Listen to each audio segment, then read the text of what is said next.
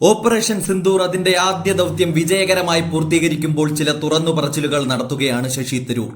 ഭീകരവാദിയെ അവന്റെ കുടുംബത്തോടെ തീർത്തപ്പോൾ എന്നെ കൂടി കൊല്ലാമായിരുന്നില്ലേ എന്ന ഭീകരവാദി നേതാവിന്റെ ചോദ്യത്തിന് മുൻപിൽ പാക് സൈന്യം വിറങ്ങലിച്ചു നിൽക്കുന്ന കാഴ്ചയ്ക്കാണ് ഇന്ന് നമ്മൾ സാക്ഷിയായത്.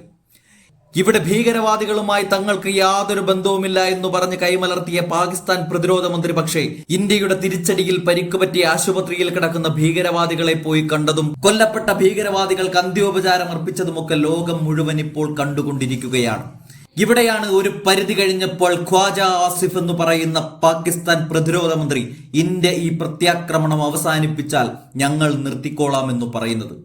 ഇന്നലെ വരെ വെടിനിർത്തൽ കരാർ ലംഘിച്ചവരാണിപ്പോൾ ഇന്ന് ഇന്ത്യയുടെ ഒറ്റ തിരിച്ചടിയിൽ ഭയന്ന് വിറയ്ക്കുന്നത് എന്നോർക്കണം.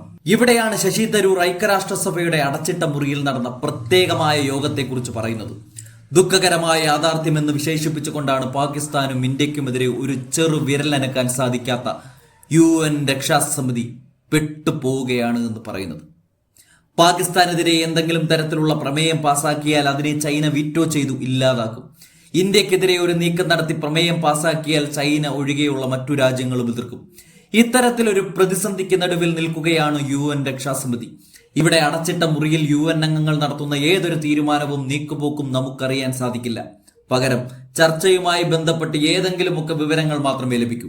ഇതിനു മുൻപ് അടച്ചിട്ട മുറിയോഗങ്ങളിൽ പങ്കെടുത്ത തരൂർ ഇത്തരം ഒരു കാര്യം ചൂണ്ടിക്കാണിക്കുമ്പോൾ 15 സമിതിയിൽ അംഗമായ പാകിസ്ഥാനെ പക്ഷേ മറ്റു രാജ്യങ്ങൾ ആട്ടിയോടിക്കുന്ന സമീപനമാണ് സ്വീകരിച്ചിരിക്കുന്നത് എന്ന് മനസ്സിലാക്കാനും നമുക്ക് സാധിക്കുന്നുണ്ട്.